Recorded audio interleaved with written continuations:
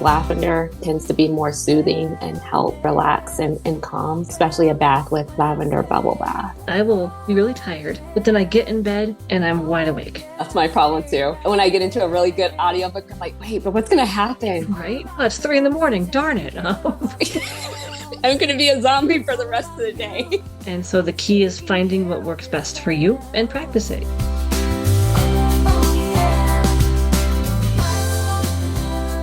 And now, live with edits from Colorado, it is Wellness Wednesday. I'm Beth Gustin, a licensed professional counselor here in Colorado. I just said that with my co-host Robin Ennis, who is a licensed clinical social worker, also here in Colorado. You've caught us recording on a Friday, and I think it shows. We thought, though, we would talk about sleep and how challenging it is to get sleep and some routines around how to make sleep hopefully better. Whether it's hard to fall asleep, whether it is hard to stay asleep, I think sleep is something that none of us get enough of. We are supposed to get roughly 7 to 9 hours of sleep a night, and I don't know who does that. I don't think any of us attached to this podcast do. And so we thought we'd talk about how to create, like I said, sleep routines or good sleep hygiene, and maybe bring in how to use technology to help us get those routines and habits in place. Yeah. So Beth, as you're starting the podcast, it's like, seems like you have a lot of sleep. I like how you have that renewed energy. I'm like, yeah, I wish I had a dose of that. You know, sleep is a struggle for everyone. It is universal. And I myself, you're right, these people on podcasts, right? We tend to struggle with sleep as well. You know, sometimes life can get in the way. Sometimes worry can get in the way. Yeah. Jet lag. You know, there's a number of reasons why our sleep can be disturbed, and it's trying to be able to recenter ourselves so that we can improve our sleep hygiene, because sleep definitely impacts us mentally as well as physically. And so we want to be the best version of ourselves. For me, when I'm thinking about, okay, I am feeling drowsy, I'm just feeling like I'm dragging today, you know, and lately I myself have been noticing, okay, I think I'm only getting about 5 consistent hours of sleep, which is not nearly enough. So how can I be able to increase that level of sleep so that I can be fully present for myself and my clients? Because that's another thing, in addition to mental health and impacting the person physically, it impacts cognition. So you're not fully present, or you may feel like you're not concentrating as much. And so for me, I'm just trying to think of, can I go to bed earlier? You know, how can I be able to make sure that I get things done to where maybe I can increase my bedtime earlier to match the number of hours of sleep when I wake up? Do you find yourself doing that, Beth? Monitoring your bedtime? Should I go to sleep earlier or later, or what does that look like? On occasion, yes. I find more for me that my challenge is I will be really tired, but then I get in bed and I'm wide awake. And so my brain just wants to go 90 miles an hour. So even if I get in bed at a reasonable hour, I don't always fall asleep right away. Right. Or if I do fall asleep right away, I have early morning wakefulness, where you tend to wake up like at 3 or 4 in the morning. And it's hard to fall back asleep. Mm-hmm. And for me, in both those cases, it's my brain that just wants to think about all the things that I can't or I'm not going to get out of bed and do something about in that moment. My brain's like, well, you should think about them anyway. But going back to your point first about the increasing the bedtime, I have a number of clients who are actually trying to work on getting more sleep. And so we talk about ways to back your bedtime up even by like 15 minutes a night, or 15 minutes for a few days and 15 more minutes the next few days, to get your body used to going to bed earlier and winding down earlier so you can fall asleep sooner. I like that. That makes it more manageable, right? Yeah, I think that's a good idea. And making sure, and I get a little pushback from my clients about this, but with technology. So making sure that if you're physically able to, that you're not looking at a screen, because that, I think it's called blue light, green light, whatever that light is on the technology that they've been talking about. The blue light. But it causes people to stay awake longer, or making sure that you're not watching an engaging show that will keep you up longer. Like you mentioned, as you were talking, it made me think of how when you get in the bed and then all of a sudden you're wide awake. So like I can get in the bed and I can be extremely tired. I'm ready to doze off. But then if I get that phone call, like from my 22-year-old niece, like I tend to get regularly at night, then I'm wide awake afterwards and I'm thinking about that phone call and I can't shut my brain off. And I'm like, I was just tired about an hour ago and now I can't, go back to sleep. So that can be very frustrating. So I really resonated with what you said. So I think let's just talk about technology because it is a blessing and a curse. And I think there's a lot of things we can do to help utilize it more for our benefit than our detriment, but it does take some mindset shifts. So for example, I think not having your phone in the bedroom is not a bad idea. As long as you have an alarm set in a room where you can hear it so you get up on time the next morning. But if you need to have some kind of background noise to fall asleep, because some people do, I don't, but a lot of people do.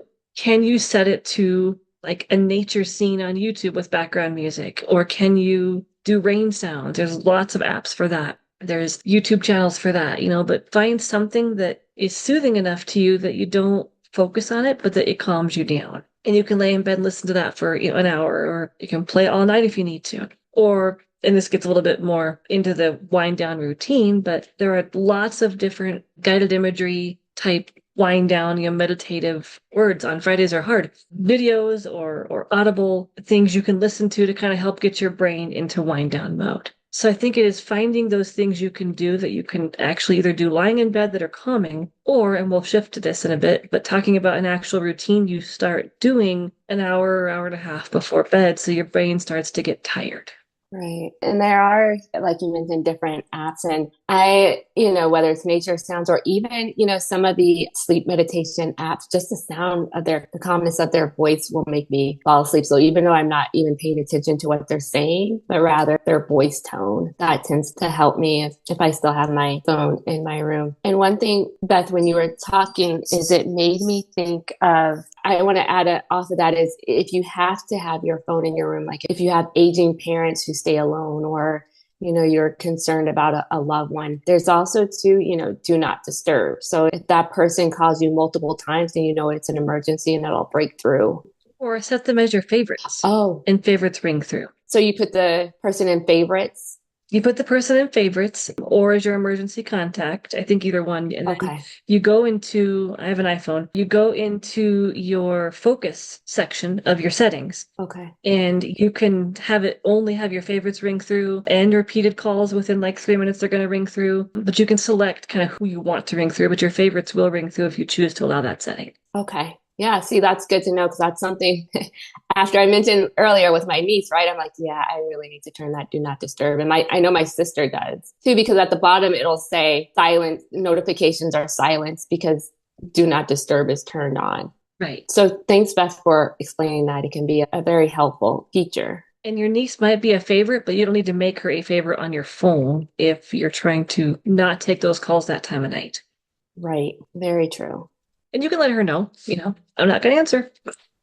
I'm sleeping. I'm setting a boundary. Yes. I'm not going to answer after this time. Right.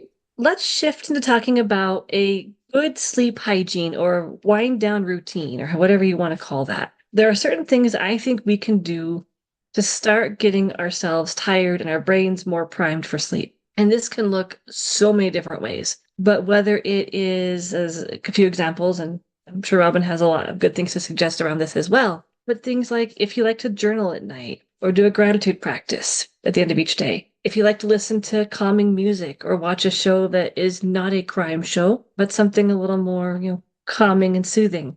Maybe you like to take a bath before bed or a shower. There's a lot of things you can do to just start getting calmer. Reading a book that's not going to keep you up all night because the book's too good. That's my problem. That's my problem too. When I get into a really good audiobook, I'm like, wait, but what's going to happen? Right? Oh, it's 3 a.m. Darn it. I'm going to be a zombie for the rest of the day. Yeah, that's true. And Beth, I kind of chuckled when you mentioned a TV show or making sure that it's not a crime show before you go to sleep. And I literally had to mention this to one of my clients because she was trying to figure out, why am I not sleeping? And she mentioned that she watches TV at night. And I was like, well, what do you watch? And she said, I watch Dateline. Oh. And I'm like, ooh. I'm like, yeah. So that show creeps me out just by the sound of his voice. Yes. Let's try not to watch that. And so she did. She cut that out and she's like, yeah, that made a difference. I didn't think about that. I'm like, yeah. When we fall asleep to something, our brain remembers that and it can definitely, impact our sleep if we even get to sleep. But once I hear those stories, it's hard for me to even fall asleep to begin with. But I like to help me go to sleep. Well, before I get to me, but Beth, I like how you mentioned gratitude. So I have a new client and that's what he does is at night he'll give positive gratitude for the day. And that tends to help. I like to either take a hot shower or a bath with lavender bubble bath because lavender tends to be more soothing and help relax and calm, especially a bath with lavender bubble bath. Those tend to be my go-to. I like lavender as well, whether it's like a lavender scented lotion or even just like having a lavender little sachet potpourri type thing. Yep. Just smelling that can help. Lavender, I know like you love it or you hate it. There's not much in between, I've discovered. But for me, I do like it. Yeah. And I think for me, I will try to read a book, but I tend to use a timer and just try to make sure that I've stopped reading that book after half an hour to an hour. And even if I want to continue, it's like, no, you need to sleep. Sleeping is good. And so I do a little bit of a more spiritual practice as I wind down. And so I will talk about like, in my brain, like for me, it's like, okay, Mother Earth, ground me, keep me close to you so I'm grounded. I'll do like a visualization of water kind of cleansing all the negative energy off of me. I do things like that just to kind of help me feel more relaxed. And for me, that's what works. Whether it's for you, it could be like prayer, it could be whatever practice you have that's calming to you at night. There's a lot of directions to go with this. And so the key is finding what works best for you and practice it. It may not work the first night or two, but if it helps you for even like 60 seconds to a couple minutes, it is working. And that means in my brain, go ahead and keep trying it again and try it for longer periods of time each time. Because sometimes things just take a little longer for our brains to catch on to and actually like, oh yeah, this is good for me. Exactly. Having patience with yourself in the practice. There's many times where whether it's sleep routines or just anything in general, I think that as humans, we tend to have resistance. Like, no, that won't work for me. That'll never work. So I have to really try and have my clients have that buy-in to try, okay, well, give it a try. If it doesn't work, then try and add on to it or try to, make it look different, but just give it a try. You don't know what you don't know. So you can have these preconceived notions already that it won't work for you. But I just encourage you to take that step. So Beth, when you mentioned that spiritual practice of visualizing and cleansing the day away, that made me think of a training for therapists and how they suggested, doing that in a shower, visually cleansing the day away. Or, some people will wash their hands before they go to sleep or whatever it may be. Yep. You can do that too by washing your hands, visualizing, okay, I'm washing today's problems away and now I'm going to enter into a land of peace and freedom from today's worries. I do that after each workday. I will go wash my hands to transition from work to home, even working from home. That's kind of my little ending day ritual that I will do so that I keep the two separated and find that helpful. You mentioned the word peace, and so I was going to talk about paired breathing as another relaxation technique you can use at night to help yourself calm down and go to sleep. Okay, before you go into that, though, I want to build off of that because you mentioned the transition from work to home, even if you work from home. And so I don't know if you all remember when the pandemic first, well, I'm sure you do, when the pandemic first started. People are probably like, really? Of course I remember. We will never forget. So when the pandemic first started, right, we were working from home, but some people were working in their bedroom. And so that can keep your mind transitioned into work, especially if you're working in your bed. So try not to do homework or work on your computer when you're in your bed so that your mind won't think of your bed as another place of work versus a place of relaxation and sleep. Yeah, just think about your activities that you do and making sure that there's that separation. So I just wanted to add off of that, Beth. That's really smart because you definitely do not want to do much else in your bedroom except sleep if at all possible. You want to keep that room kind of as a place of sanctuary and quiet and peace and relaxation because that's also going to help your brain realize when I'm in this room, I get sleepy or I get relaxed. So paired breathing, if you don't know, is when you pair a word of something you want to bring more of into your life, like peace, calm, relaxation, rest, sleep, and you inhale, at least 4 counts and you breathe in that word. And then when you exhale, at least for 4 counts, you exhale what you want to get rid of. Anxiety, worry, stress, whatever it might be. And some find it helpful to visualize a color with this as well. So you can breathe in whatever color you associate with peace and calm, and breathe out whatever color you associate with stress and anxiety. And you want to do this deep breathing practice, at least 5-10 times. But if you do some really deep breathing from the diaphragm, like babies do, that is going to also help your brain and body calm down so you can sleep, or at least be relaxed. I like that. That's a very good technique.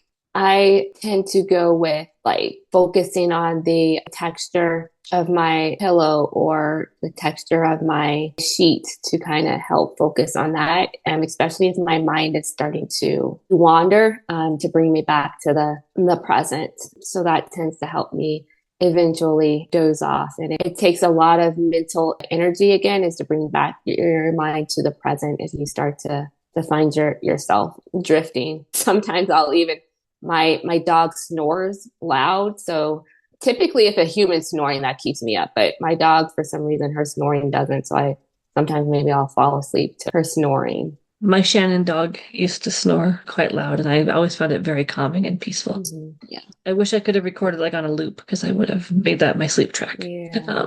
Yeah. Because when I hear her snore, I'm like, oh, that's so cute. She's like really knocked out. So. Well, Beth, do you have anything else you think that our listeners would find beneficial about sleep hygiene? I just want to add to the grounding with texture. I think it is really focusing on your senses and what works for you. Is it visualization? Is it the scent of something? Is it the texture? Is it, drinking chamomile tea before bed? The taste of something kind of helps. Really get creative with what helps you calm down. And this may take some practice for a lot of people, because we're wired tight sometimes, and it's really hard to even take a minute to notice, oh, I am feeling a little better. So play with it and become really aware throughout your week of what does help you calm down, what does make you feel more relaxed. How can you incorporate more of that so that you can start to get a better night's sleep? And one thing we did not address as much is when you wake up during the night and can't fall back asleep, one thing that can help, if you're in bed more than about 20 minutes and can't fall back asleep, the all-knowing they recommend that you actually get out of bed and do something really calming to try to get your brain to get tired again and then get back in bed. But the key is, do not do something that's going to stimulate your brain to where you are more awake. You want to stay calm and relaxed, but laying in bed and saying, go to sleep. Why can't you sleep? You got to be up in 3 hours. You got to be up in 2.5 hours. You got to be up in, that's not going to help. Don't do that. Right.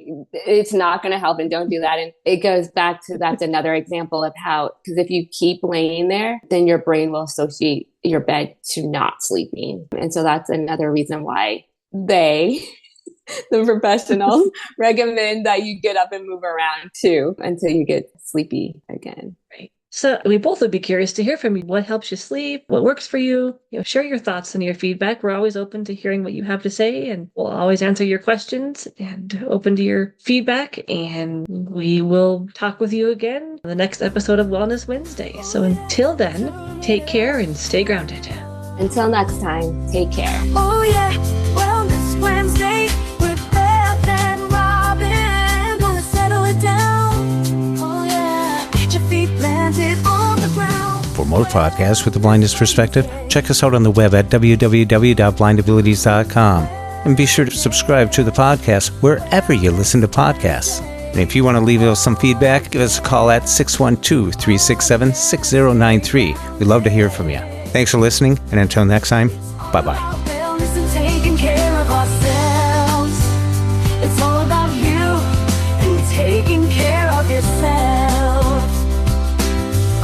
Oh yeah.